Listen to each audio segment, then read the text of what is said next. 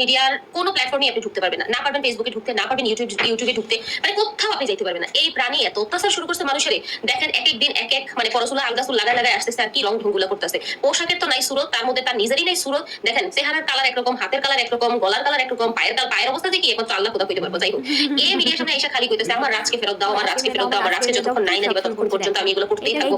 এগুলো করলে কি আপনার রাজদত্ত থেকে বা গুহা থেকে বের হয়ে আসবে? আসবে না। কারণ ওই বেড়া মানে যা গুলপানি খাওয়ার খায় নাইছে, ওই বেড়া বারবার তো এই ভুল করবে না। কারণ ওই বেড়া হয়তো ভুলে সব করে ওই 2 মাস সময় কাটাইছিল।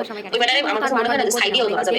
আর এই মানুষের প্রতি কোনো মানুষের রুচি হয়? আমি ছবিগুলো খালি দেখি আর ভাবি যে এই বেড়া কি দেখে মহিলা কাছে গেছে। আর হে আবার নিজে মডেল আর মানুষকে দাবি করে, মানে মডেল কি ভাই, খাড়ায় দুই সাইডে মোড়ামুড়ি দিলে কি মডেল হয়ে যায়? আমার কাছে তো মনে হয় তাই। কারণ এই মহিলা দেখলাম একটা গতকালকে একটা ড্রেস পরে আসছে, হাতে বারবার খুলে করে যেতেছে, টাইনে টেনে আবার দিতেছে, আর পিছনে তো পুরাই উঠনা, কিচ্ছু নাই।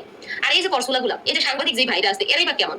এরাই মহিলারা এগুলো করার সুযোগ করে দিতেছে। কারণ তাদের তো কোনো লস নেই, তাদের কোনো সমস্যা নেই। তারা নিউজ করতেছে, ভিডিও কভার করতেছে, তাদের ডলার আসতেছে, টাকা আসতেছে। তারা এই পাগল ছাগলের কথাবার্তা মানুষ দেখবেন ছবি বা একটু মানে থাকে না অদ্ভুত কিছু দেখলে ওগুলোর উপর ছাপায় পরে হুমড়ি খায় পরে। এই যে গলা ফাটায় বারবার বলতেছে আমি বিয়ে ছাড়া 2 মাস ছিলাম, আমার ইজ্জত ফেরত দাও। তো কি ইজ্জত ফেরত দিবে বই? তোর ইজ্জত যা ছিল সব তো আগে ওই বেটার হাতে নিলামে উঠাই দিছো। এখন ইজ্জতের জন্য চিল্লাচিল্লি, কান্নাকাটি, মারামারি যাই কিছু করো, যুদ্ধ ফেরত আসবে?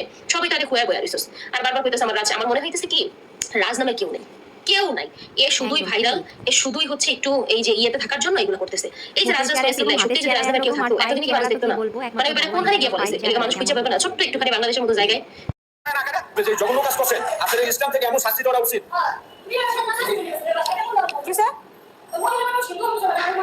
আপনি মুসলমান হয়ে আপনি হিন্দু হচ্ছেন, আপনি ইসলাম থেকে এমন ভাবে শাস্তি দেওয়া উচিত যাতে জীবনে আপনার কারণে ভালো হয়ে যায়।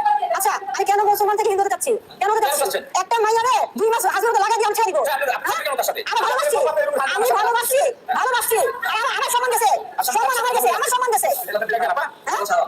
এখন আমি যদি প্রেম করার আগে আসলে প্রেম করার আগে যদি জানতাম হিন্দু কাজ করে এখানে একটা মুসলমান মেয়ে হয়ে একটা হিন্দু ছেলের সাথে 12 দিন সংসার করছে, ইসলাম থেকে তোমাকে এটা শাস্তি দেওয়া উচিত। আমাদের সম্মান নিয়ে গেছে, আমাদের সম্মান নিয়ে গেছে, দিতে বলেন। আগে আপনি